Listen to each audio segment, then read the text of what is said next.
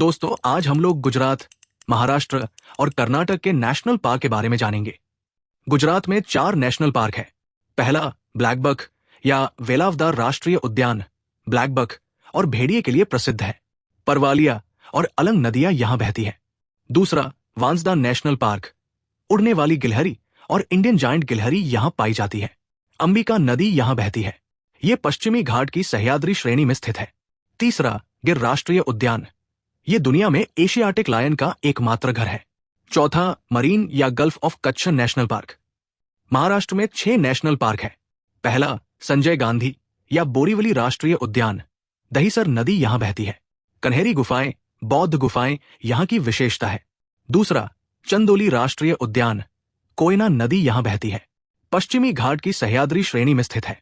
तीसरा नवेगांव राष्ट्रीय उद्यान। चौथा गुगामल राष्ट्रीय उद्यान, तापी नदी यहां बहती है। मेलघाट टाइगर रिजर्व और गविलगढ़ पहाड़ियां यहां है। पांचवा ताडोबा राष्ट्रीय उद्यान, अंधारी नदी यहां बहती है।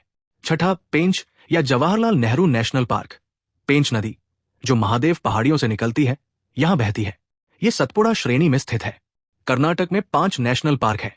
पहला अंशी राष्ट्रीय उद्यान, काली नदी यहां बहती है। यह काली टाइगर रिजर्व का हिस्सा है। दूसरा बांदीपुर राष्ट्रीय उद्यान, काबिनी नदी जो कावेरी नदी की सहायक नदी है यहां बहती है। यह नीलगिरी बायोस्फीयर रिजर्व का हिस्सा है। तीसरा बनरघट्टा राष्ट्रीय उद्यान, सुवर्णमुखी नदी यहां बहती है। बीआर हिल्स और सत्यमंगलम जंगल में स्थित है। चौथा कुद्रेमुख राष्ट्रीय उद्यान, तुंगा और भद्रा नदियां यहां बहती है।